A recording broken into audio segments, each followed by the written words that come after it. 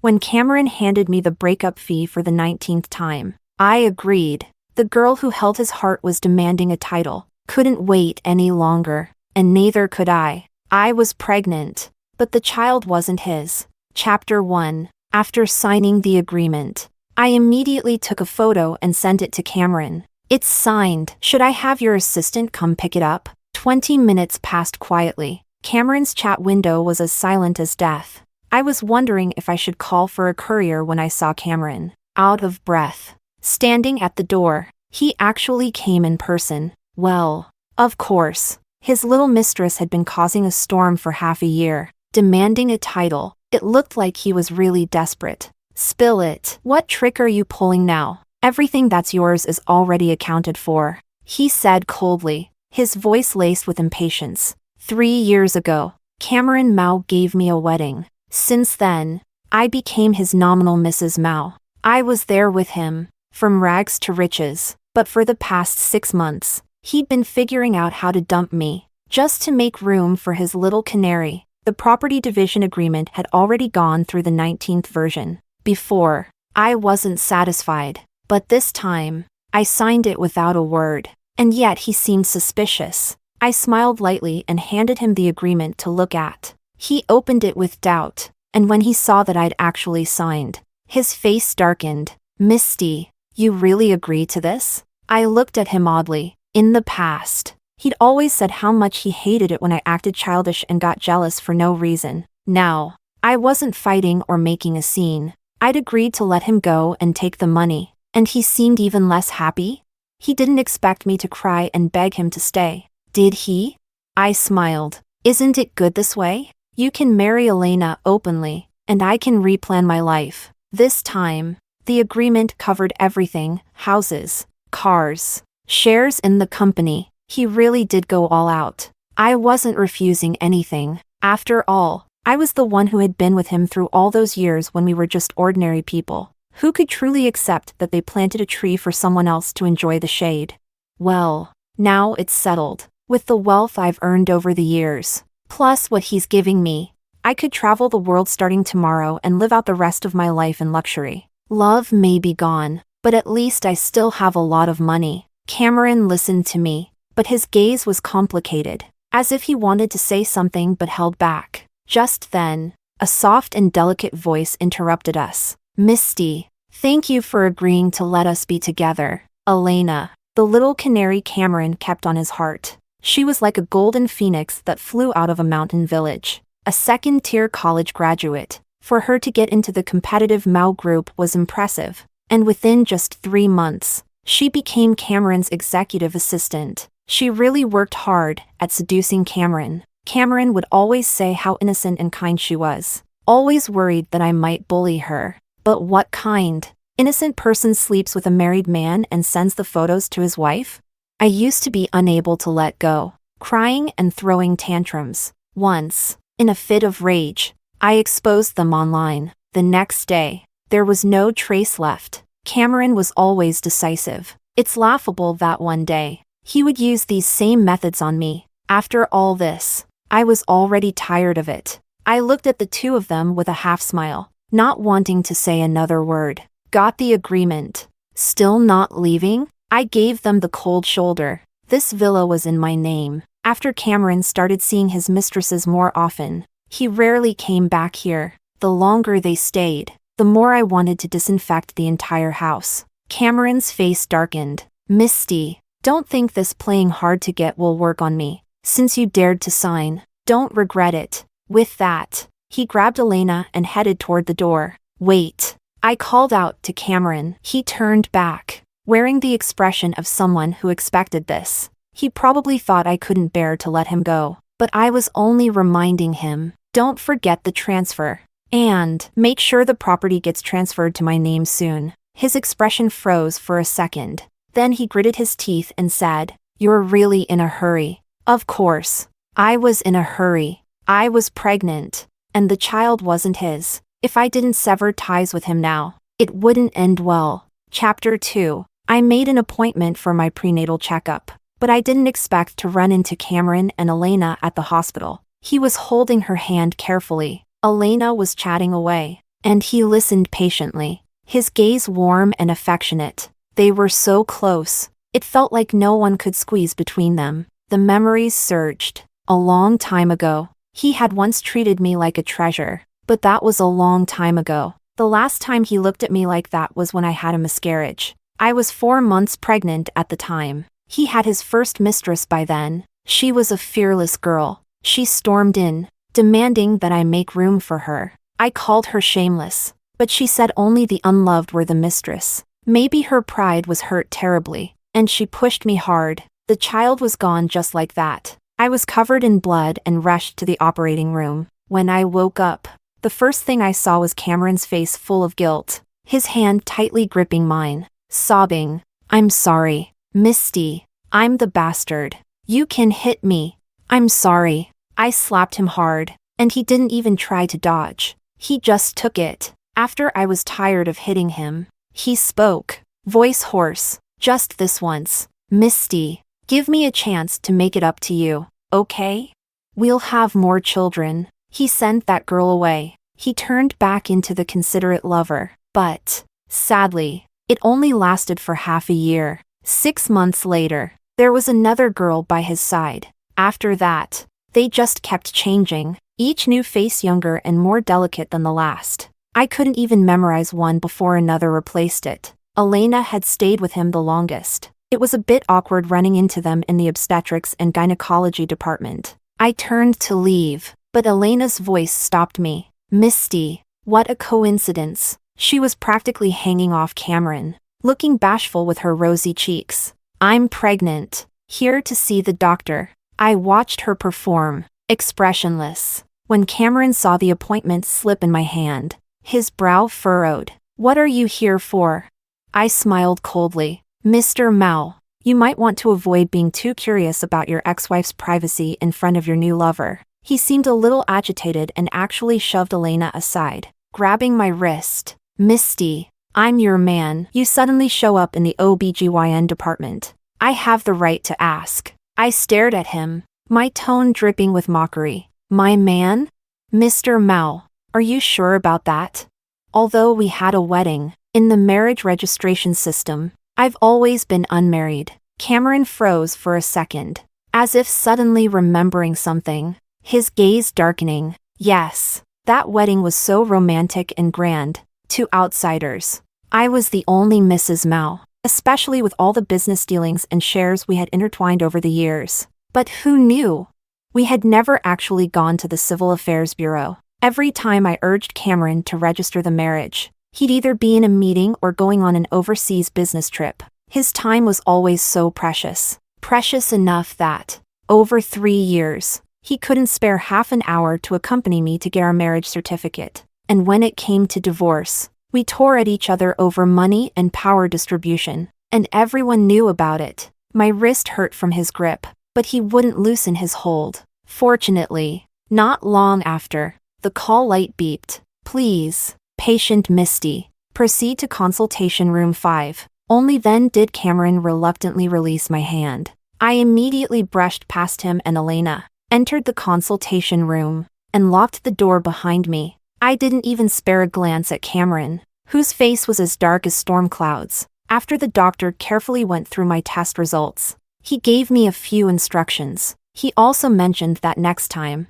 I should bring the father of the child with me. "He's dead." The words struck like a thunderclap, and the doctor, who had been focused on writing the medical report, quickly looked up, his eyes filled with sympathy. He switched to a comforting tone, urging me to take care of myself. I cooperated, showing a sorrowful expression. Chapter 3. Maybe it was the early stages of pregnancy, but I was feeling unusually sleepy. After returning from the hospital, I just slept the entire day away. In my drowsy state, I dreamt many dreams. At first, it was when I had just graduated from college, right when Cameron's family went bankrupt, and he ended up on the streets. We were crammed into a tiny rented room, and he held me close, wrapping me in his down jacket, his chest pressed against my heart. "Misty, when I make money, I'll never let you suffer again. I'll hire 5 people, 1 to cook,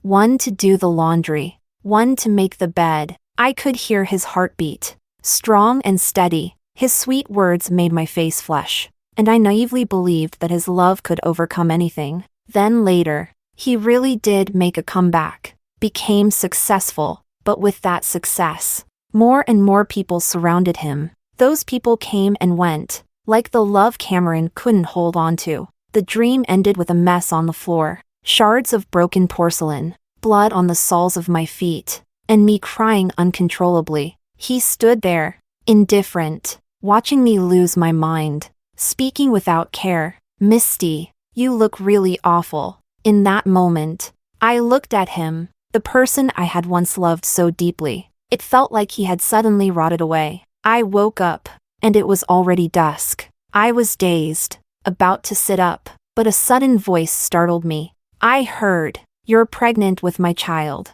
yet you're spreading rumors that I'm dead."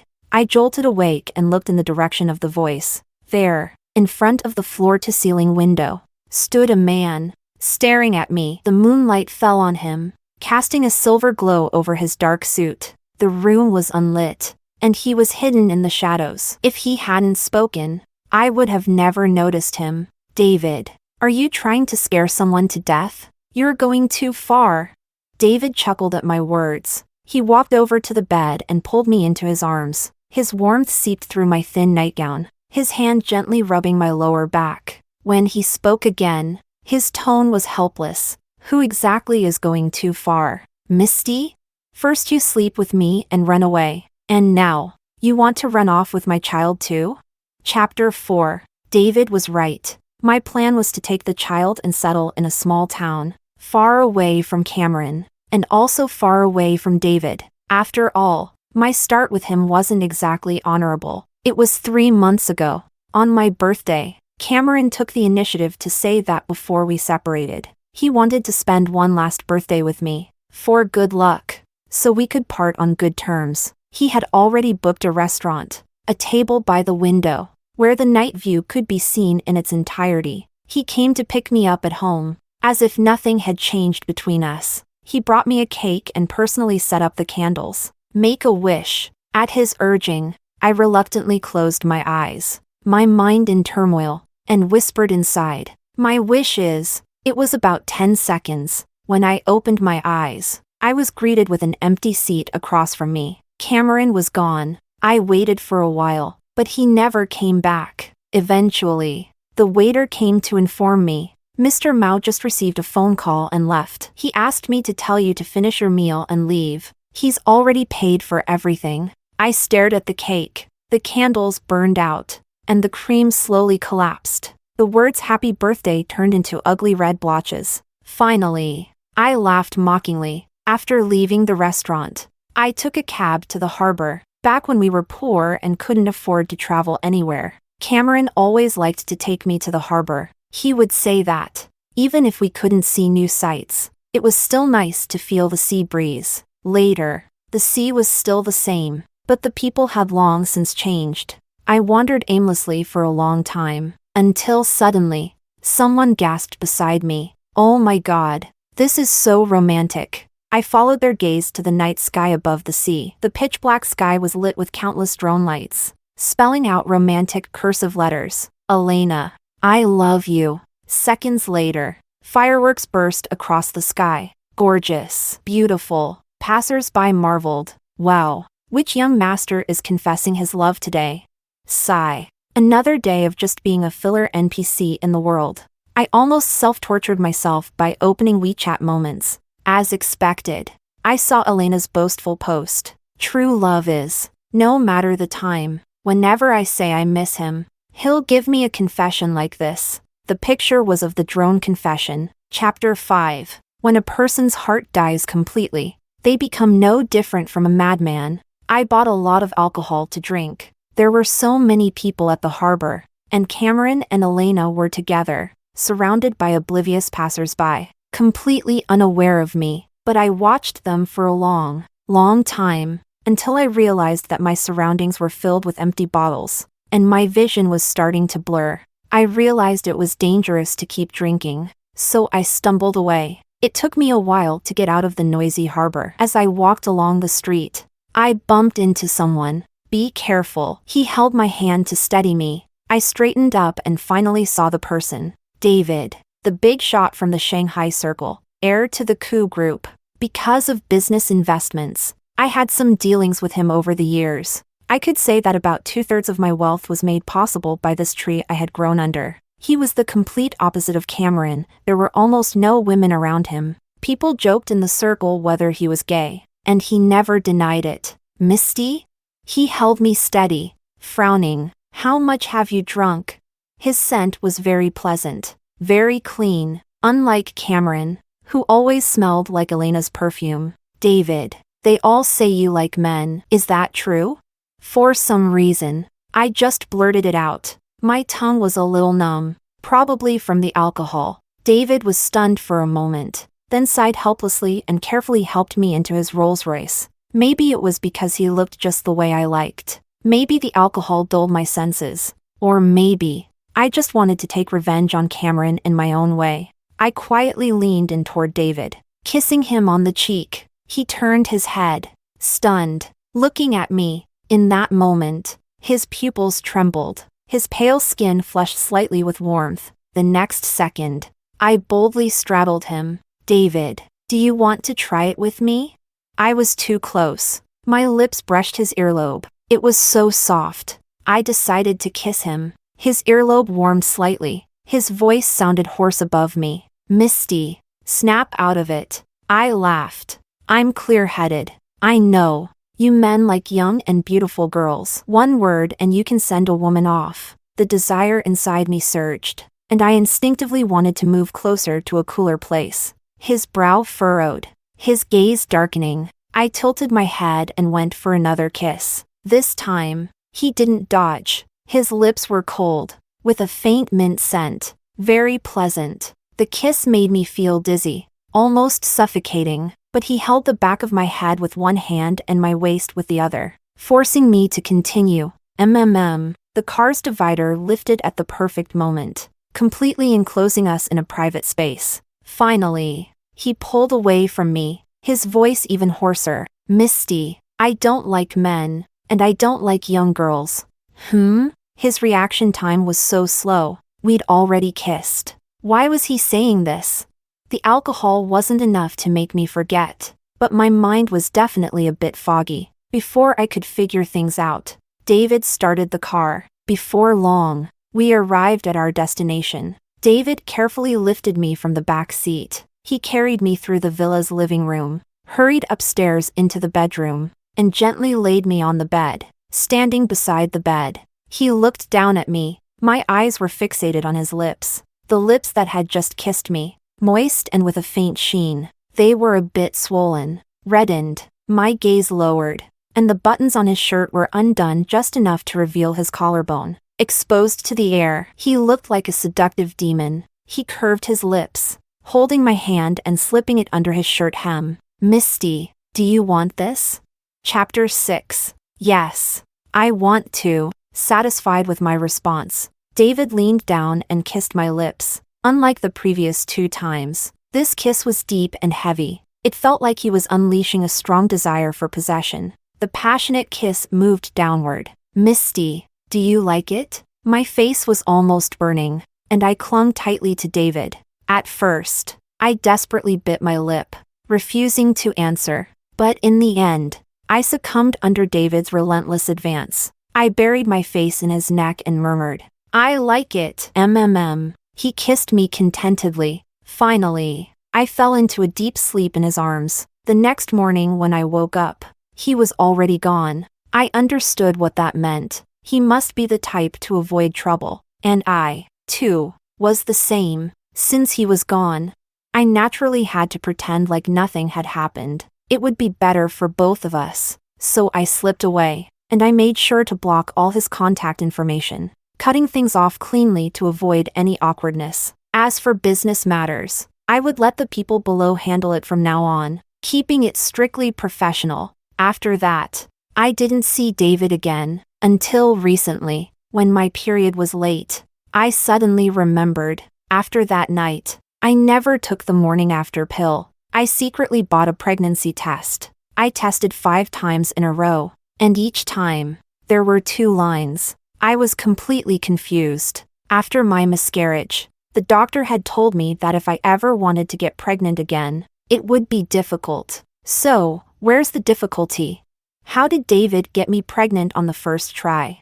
I was lost in thought. Logically, David should have the right to know, but thinking back to his attitude that day, I couldn't quite gauge it. Just in case, I didn't say anything, and planned to quickly break up with Cameron and set a good future for myself and the baby. But unfortunately, before I could make my arrangements, David came to find me. Misty, why did you block me? His lips were close to my ear, his voice cold, but the warm breath from his lips lingered. You're not regretting after sleeping with me, are you? Chapter 7. His attitude left me dumbfounded. I didn't expect him to care so much about me blocking him. To avoid more misunderstandings, I decided to clarify. David, we're both adults. That night, I made the first move, so I took the responsibility for whatever happened after. You can check with the hospital, and you should know. I'm definitely keeping the baby. I have money, and I can take care of raising the child myself, so it won't trouble you. If you're really worried, we can sign a confidentiality agreement. David, who had been kissing my earlobe, suddenly froze. His voice dropped even lower. Do you plan to do it alone? What if the child asks about his father? What if he wants to see his father's picture? I had thought about this carefully. I'll tell the child that his father passed away. The photos can be AI generated. And as for the cause of death, I'll say it was a car accident. If you're not happy with that, you can come up with a more dignified way for your death. Of course, if you want to see the kid later, that's fine. He can just call you uncle. David frowned at first, but by the time he finished listening, he burst out laughing. Call me uncle? Misty, what exactly do you think I am? I choked on my words, unsure of his meaning. Why wasn't he satisfied when I had already thought everything through for him? David, I just didn't want to trouble you too much. After all, you left so decisively that day. As I spoke, I observed David's expression, considering other possibilities. Could it be that now that he knew I was pregnant, he had changed his mind and wanted to fight me for custody? David took several deep breaths before finally speaking again, his voice full of helplessness. I never thought of you as a burden. I froze for a moment. A strange, absurd thought started to form in my mind. David's gaze became very deep as he looked at me, and he explained seriously. That day, there was a problem with a project at my French branch, and I had to go there personally to handle it. I left you a note, asking you to wait for me to come back. So you didn't see anything? A note? I definitely didn't see one. In this age of advanced technology, why would he leave a note?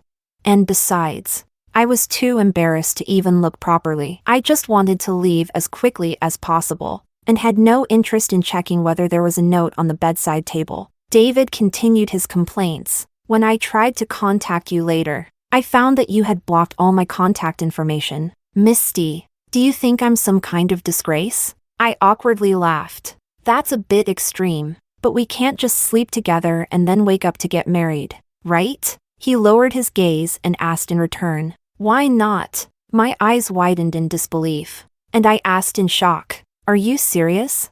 David, do you really like kids that much? David's gaze became even deeper, and he stared at me for a long time. His voice, with a hint of laziness, came out in a low tone. Just think of it as me liking kids. Chapter 8. Of course, I didn't agree to David's suggestion. It was too absurd. Cameron and I had gone from loving each other to growing indifferent, tangled together for so many years. Yet the ending was far from perfect. I didn't want to just jump into another trapped situation like that. David didn't force me, but he stared at me until I added his contact information back. He also said that when I went for my next prenatal checkup, I had to let him know. I frowned. Is that really necessary? Maybe it was just my impression, but there seemed to be a hint of teeth gritting in his smile as he responded. You said you like kids, right?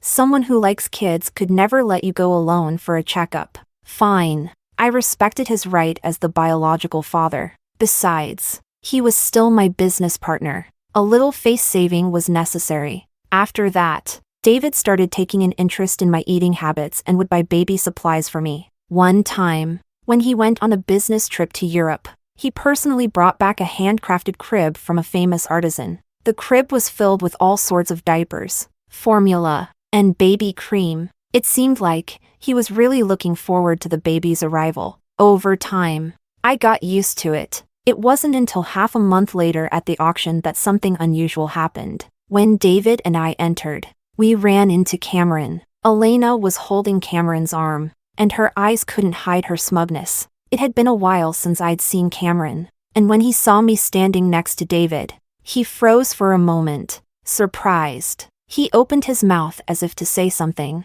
but Elena didn't give him a chance. "Darling, I'm a bit tired. Can you walk with me to that side?" Before leaving, she didn't forget to turn back and shoot me a mocking smile. I ignored her. After all, I was pregnant, so I tried to stay as far away as possible from these disgusting sources of negativity. This auction wasn't very interesting. Most of the exhibits were ordinary, and I wasn't in the mood, until I spotted a necklace. It was a beautiful piece, one I had admired for many years but never been able to buy. The starting price was $800,000. I raised my paddle first. Elena wasn't going to back down either. She quickly followed suit with her own bids. 1 million, 1.5 million. Finally, Cameron raised his paddle, 3 million. He knew how badly I wanted that necklace. Yet, he still wanted to compete with me for it, deliberately offering it to Elena. I glanced in their direction and happened to catch Elena's smug expression.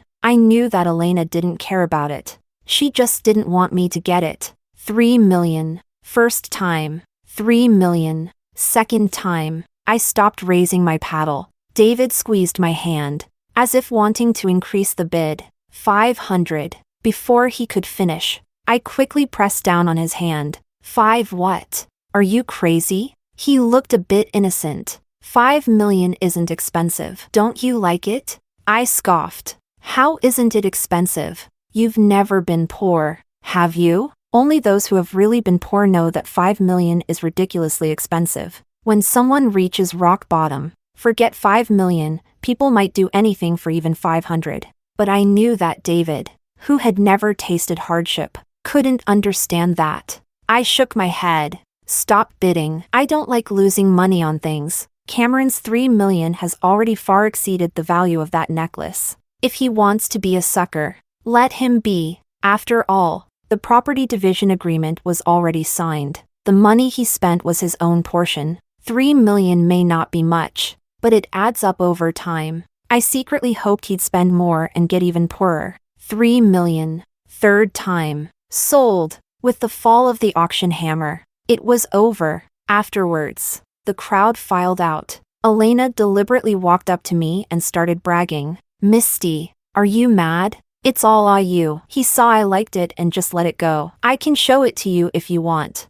Cameron stood quietly beside her, silently watching the scene. He truly indulged Elena, letting her repeatedly flaunt herself in front of me. I barely managed a half smile. "No need. I don't like it that much. If you want it, take it. After all, what's so good about the things you like?" I gave her a pointed glance at Cameron, who stood next to her. Cameron's face visibly darkened, and he angrily retorted, "Misty, what's happened to you? It's just a necklace. Does it really require such a sharp tongue? Fine, I'll buy you one later." I looked up at him in surprise, then stared at him for a long time. "No need. Like you said, it's just a necklace. I don't need it." Cameron was caught off guard for a moment, and then, as if remembering something, his expression softened. He finally realized I was a jewelry designer. When he first started his company, his first chunk of capital came from me selling the copyright to one of my designs, which earned him $1 million. Back then, he held me tightly, red-eyed, and promised me that he'd buy me all kinds of jewelry. But in the end, he only gave me a regular ring. I was his girlfriend for 4 years, his wife for 3, with a small diamond. He took away the most precious 7 years of my life. Promises only mean something when they're spoken, and sincerity can change in the blink of an eye. In the end, Love is like a long journey, all up to the conscience. Now, he had his company, and I had my own career. My jewelry brand was now globally famous. What I liked, I could buy for myself. I didn't need him anymore. Cameron seemed to recall the past and looked lost for a moment. When he looked at me again, there was a hint of guilt and longing in his eyes. At that moment, David's tall figure suddenly stepped in between us, blocking Cameron's gaze. His voice was lazy, yet full of mockery. "Mr. Mao, long time no see. Has your taste changed? You've switched to green tea now?" When David said green tea, he casually shot Elena a glance. In our circle, green tea was a derogatory term for women. Elena forced herself not to explode, but the look on her face was contorted with anger. I couldn't be bothered to watch any longer. "David, let's go." Calling his name in public seemed to please David. He curved his lips into a smile. I thought it was all over, and that everything would calm down. But just then, Cameron suddenly had second thoughts. Chapter 9. I have a habit of putting my phone on silent when I sleep. That day, when I woke up, I saw there were over 30 missed calls and more than 99 unread messages from Cameron. All of them were like this. "Misty, we need to talk. I'm coming to see you. There's no one home. Where are you? What did you go to the obstetrics and gynecology department for? Are you pregnant? If you are pregnant, I can promise not to separate." "You're not responding. I'm waiting for you outside." Why didn't I respond? Because I had already moved out. The house where he and I had lived together, with all his traces of life in it, was too uncomfortable for me. I decided to sell it. When David found out, as the father of the child, he kindly offered me an island villa, along with a private doctor and nurse. The island was beautiful, with great weather, perfect for pregnancy. I didn't refuse. Anyone who would refuse something like that would be a fool. Since David wanted to enjoy his rights as a father, he naturally had to pay the price. It was an equal exchange. David and I had gradually formed this kind of unspoken understanding. As for Cameron, according to our agreement, he still had quite a bit of property that hadn't been transferred to me yet. There was no way he could go back on that now. So I immediately returned his call. Cameron's voice came through the receiver, tired and hoarse. "Misty, I asked the former servants. They said they noticed you've been taking medication to support the pregnancy.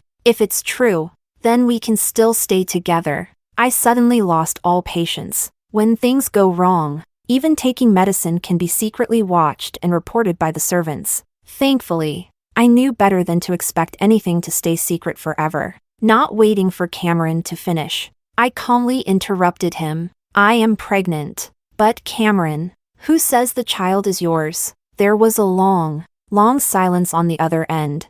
I could almost hear Cameron's breath quickening. After a while, he finally coldly asked, "Misty, what do you mean by that?" Chapter 10. When Cameron finally tracked me down, I was playing with Egg Yolk. Egg Yolk was the little yellow dog that David had arranged for me to adopt because he was worried I might get bored. It was gentle and affectionate. It loved nothing more than lying at my feet, basking in the sun. When Cameron saw me, he froze. "You're really here," he said. "If I'm not mistaken, the property here should be under the Koo family name, right?" His eyes were fixed on my belly, as if trying to look through me and find something there. "When exactly?" I tilted my head and smiled at him, responding casually. "Do you remember my birthday? The night you left early and used to drone to confess to Elena?" Cameron stared at me, disbelief filling his eyes. Finally, he stammered, "Misty, we haven't even broken up yet, and you've already put a green hat on me?" In his eyes, it seemed like I was the one who had made the mistake, the one who deserved to be blamed for the betrayal. I couldn't help but laugh mockingly, then retorted, "And all these years, while you've had one lover after another, when you were with Elena and got her pregnant, did you ever think of me?" He knew deep down that he was in the wrong, but was at a loss for words. Standing there for a while, he finally unwillingly spoke. "Misty, if you get rid of the baby, we won't argue anymore. I'll go to the marriage registry with you. We'll get married and live a good life. How about it?" I was so angry that I laughed, staring at him without blinking. Get rid of it? Do you think that's even possible? I had a miscarriage before. The doctor said I might not be able to have kids again. Do you remember why I miscarried in the first place? How dare you think you can decide the fate of my child? His body swayed, and a flash of pain crossed his eyes. All right, then have the baby. When you're better later, we can have our own child. How about that? I felt like I was hearing the biggest joke in the world. I couldn't help but look at him like he was out of his mind. Do you want to hear yourself? Do you even know what you're saying? His eyes reddened, and he made one final attempt. Misty, for you, I can accept this child. At that moment, I heard a low, mocking laugh from not too far away. It was David. He loosened the top button of his shirt and, with a lazy tone, said, "Do you want my child to call you Dad? Mao, do you even deserve that?" The tension in the air grew, thick and palpable. As soon as Cameron saw David, he seemed to be triggered and charged at him, his rage boiling over. "David, it's you!" Unfortunately, he didn't get the chance to tear into David as he'd hoped. He was quickly stopped by the bodyguards in the villa. Cameron seemed to have forgotten whose home this really was. His face red with fury, he struggled to break free from the guards, wanting to throw punches at David. But reality was cruel. One of the bodyguards casually pushed him aside, and he tumbled to the ground. David, on the other hand, remained seated on the couch, his legs crossed, looking at him with a cold, expressionless face, his demeanor like a wall of ice. "Do you want to leave on your own? Or should I have someone throw you out?" I was a little surprised. David, though powerful and influential, had always been praised for his composure, even when facing business rivals. I'd never seen him lose his temper or humiliate anyone before, but this was the first time I saw him truly angry. Cameron, on his own, could do nothing, though unwilling. It was futile. He looked defeated, finally managing to get up. Then, he handed me a box. I didn't open it right away, but I could already guess what it was from the blue velvet box. It was the necklace that Elena had snatched away, the one I'd wanted for so long. Cameron lowered his head and said, "Misty, at the auction, I didn't really want to steal the thing you liked. I just wanted to make you jealous, to get you to soften up for me. I got the necklace back for you. I'll have Elena get rid of the baby. You liked this necklace, didn't you? Let's make up, okay?" Yes, I had once loved it so much. He knew it well, but still, he helped Elena take it, using it to slap me in the face. He knew that every time I cried and argued with him, I was breaking inside, but he kept hurting me over and over again. I spoke coldly. "I don't like it anymore. Not the necklace, not you." Cameron's face turned pale. "Misty, don't be so stubborn, all right? Do you really think you can let go of me?" I found it laughable. In the past, he was the one who caused the most pain. How is it that now, he's acting as if he is the victim?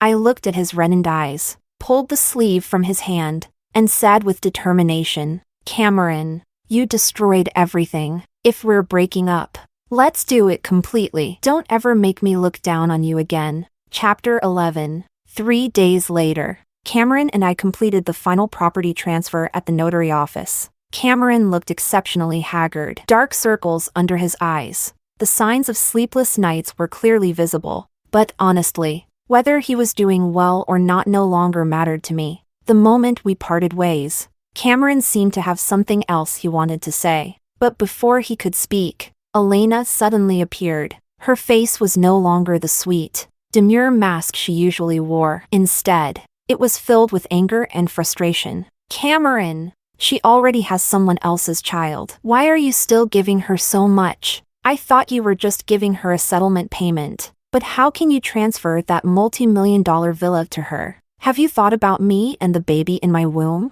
I raised an eyebrow slightly. Elena probably still didn't know that what Cameron gave me wasn't just a simple breakup settlement. Every business deal he made, every penny he earned, had my share in it. Without me back then, how could he have achieved what he had today?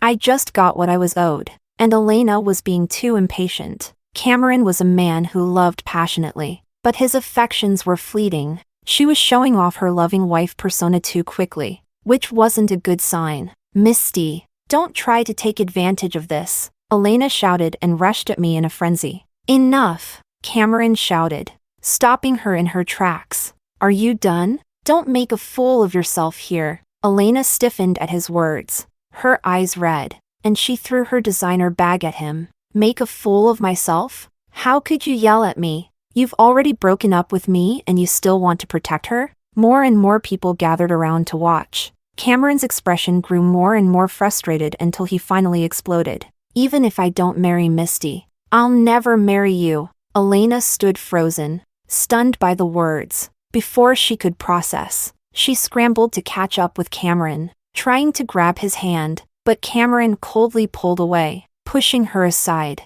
Stay away from me. That's when it happened. Elena, always so concerned with her appearance, had never been cautious about her heels even while pregnant. She wore her high heels like a badge of pride, but with Cameron's shove, she lost her footing, her heel slipping as she fell down the stairs. She hit the ground with a thud, clutching her stomach in pain, crying out, "My baby, Cameron. It hurts." Cameron froze, his face draining of color as he rushed to her side. About 4 or 5 seconds later, blood began to flow from between Elena's legs. I felt my heart skip a beat, just like my own child once had. Was it fate?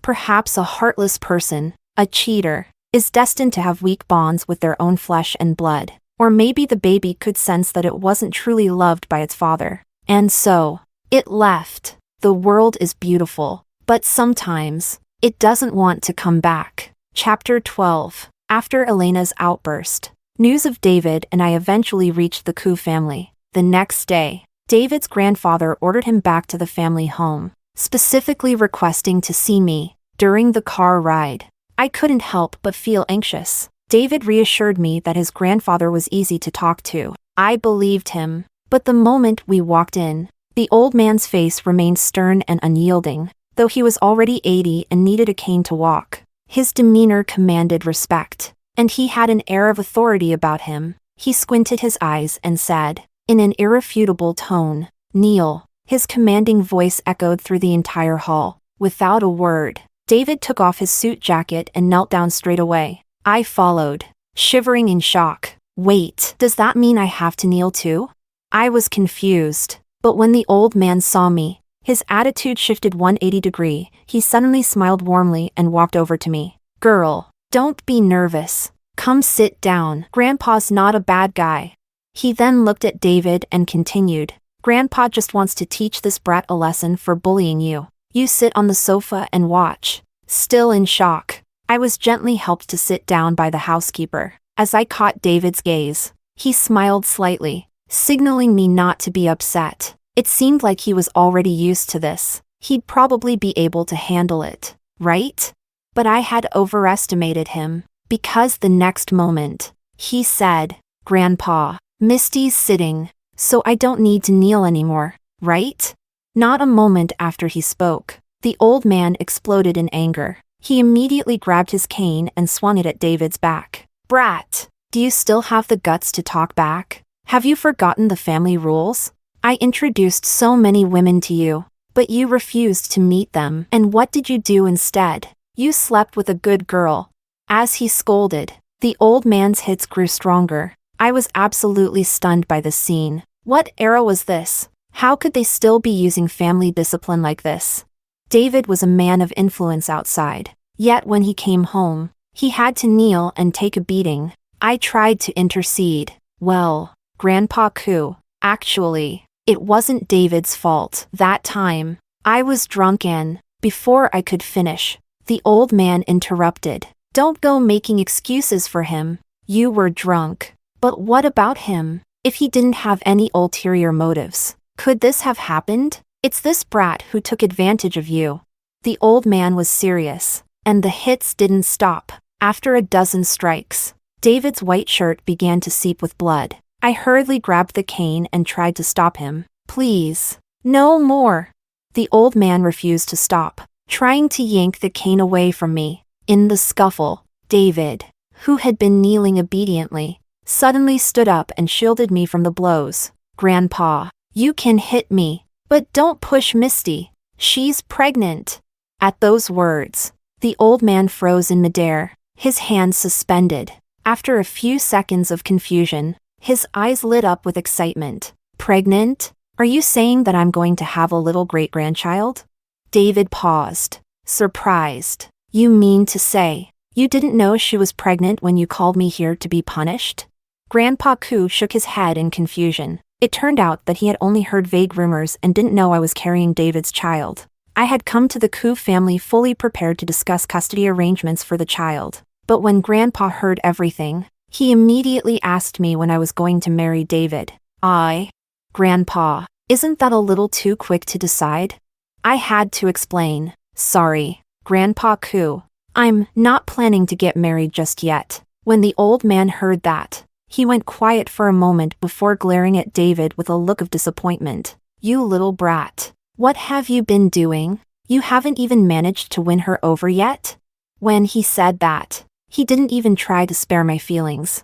I awkwardly looked away. But then, I heard David's voice softly, filled with a smile. Well, I guess I'm not too good at this. I'll try harder. Chapter 13. That evening, Grandpa Koo insisted that we stay at the old mansion. He made sure to mention that there weren't enough rooms, so he arranged for me and David to share a room. His intentions were pretty obvious. The room was decorated in a sleek black and white style, clearly David's personal space. David took off his blood-stained shirt and asked me to help him apply medicine to his wounds. His skin was so fair that the bruises and cuts stood out starkly. I carefully applied the ointment, my fingertips brushing over his skin. He was warm to the touch. David suddenly spoke in a hoarse voice. Grandpa's been eagerly hoping I'd get married. He's a little over-enthusiastic. Don't mind him. I gave a soft mem, understanding that older people always want their children and grandchildren to settle down. After finishing the medicine, I took a deep breath and casually looked around the room. My gaze landed on a pair of cufflinks on the dresser. They seemed strangely familiar. I walked over, picked them up, and was stunned. David, how come you have these cufflinks? David's eyes swept over the cufflinks, then turned to meet my gaze. After a brief pause, he lowered his eyes. You gave them to me. I couldn't believe it. How could that be? I sold these cufflinks years ago. David took the cufflinks, took a deep breath, as if bracing himself for something, and then began to explain. 8 years ago, a girl was selling these cufflinks at the university gate. There are 6 blue and white diamonds. The details are exquisite, and they're not inferior to high-end luxury brands. She sold them to me for only $800. He paused for a moment, looking somewhat self-deprecating. She said she designed them herself, that they weren't from a famous brand, so they weren't worth much. She sold them to raise money for a new phone for her boyfriend. David continued with a small smile. At the time, I thought she was pretty but a little silly. I passed by that street a lot, always seeing her selling stuff. If she didn't have a boyfriend,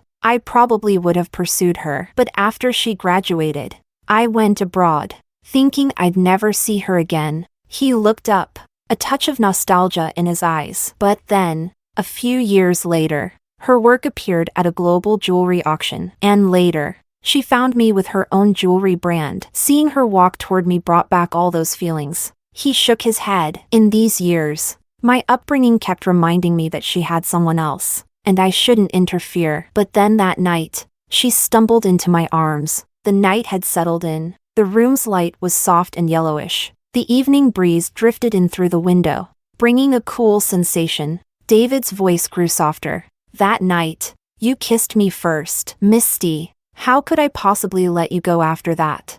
I stood frozen, listening to everything. David had already cupped my face in his hands, and then he kissed me deeply. Chapter 14. Later, I gave birth to a cute and rosy-cheeked daughter. David had always been by my side, but I still hadn't agreed to his proposal. There was no particular reason for it. It was simply because I didn't want to be trapped by another relationship. Only after experiencing confinement in a cage would you truly understand the value of freedom. Moreover, love and marriage are never the same thing. I no longer dared to enter into it so easily. My daughter, Luna, took my surname. I watched Luna grow, from babbling her first words to entering school. Unknowingly, 7 years passed. People in the outside world often talked about David, saying he had transformed from a young, handsome gay boss into a confirmed bachelor. David repeatedly clarified, "I'm not gay. And I'm not single. I have a girlfriend.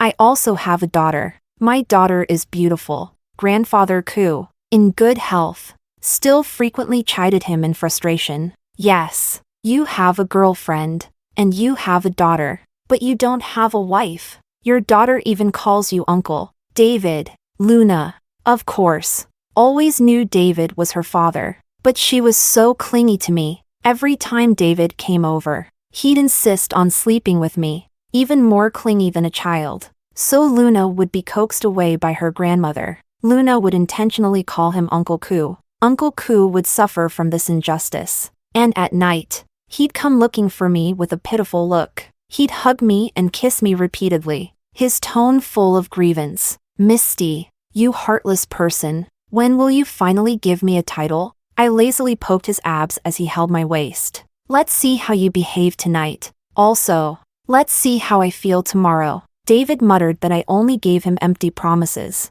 The next moment, he buried his head into my neck and kissed me more fiercely. Chapter 15. Later, I heard from a friend that Cameron had died. After Elena lost the baby, she clung to Cameron and refused to let go. She threatened him to marry her and take care of her for the rest of her life. Cameron had long been sick of her, so he naturally refused to comply, and even tried to fire her from the company. In desperation, Elena, using her position, leaked company secrets to the competitors and secretly dug out many accounting issues. Cameron, overwhelmed, lost several big deals, and eventually, his company went bankrupt. He hated Elena with all his might, and after a fierce argument, he lost control and pushed her down the stairs. Feeling like there was no way forward, with his heart deadened, he followed her and jumped as well. When I heard this, I just casually responded, "Is that so?" There was no ripple in my heart. So many years had passed. Hearing the name Cameron again felt as distant as a story from a past life. My friend sighed. "Do you remember how good you two were back in school? I still remember how Cameron would bring you food every day, tutor you, and never leave your side. The entire girls' dorm knew how much he loved you. How could such a great person, after all these years, fall so low?" I quietly listened, as though hearing the story of a stranger. Mom, come play." Not far away, my daughter waved at me. David was playing frisbee with our dog and Luna. I quickly hung up, took the frisbee from Luna, and threw it far. The dog ran happily. Luna laughed joyfully. David looked at me from afar. That gaze, soft, tender. Time was at peace. End of main text. Cameron's perspective. After we parted ways, Cameron secretly visited Misty 3 times. The first time was at the hospital. He had been tortured by Elena for a long time, and his body had completely deteriorated due to heavy smoking and drinking. His stomach condition flared up,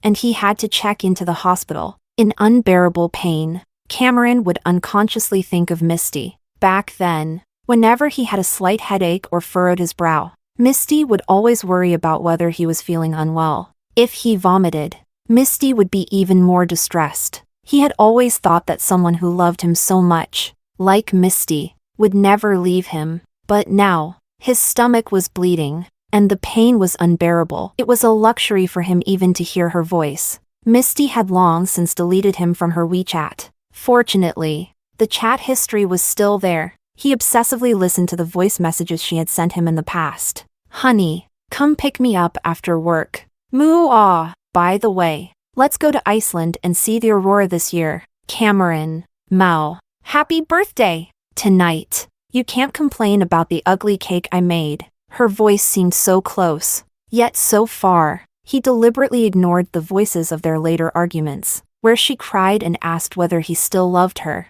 After losing her, he finally understood. It wasn't that he had grown tired of Misty. It was that Misty had already become a part of him. Like oxygen, he had taken her for granted, never realizing that he couldn't live without her. Later, by accident, he saw Misty at the same hospital. She was there for a prenatal checkup. David was with her the whole time, in a suit, attending to her every need. He was running around, doing everything for the pregnant woman. At that moment, Cameron used all his strength to stop himself from rushing up to her, begging for her forgiveness. To avoid disturbing her, he fled in embarrassment. The second time he saw Misty was 3 years later. At that time, his company had run into trouble, and he was desperately looking for funding. He passed by Times Square and saw her jewelry advertisement on the big screen. She was a designer with both business and artistic talent. Over the years, his career had stagnated. While she had long left him far behind,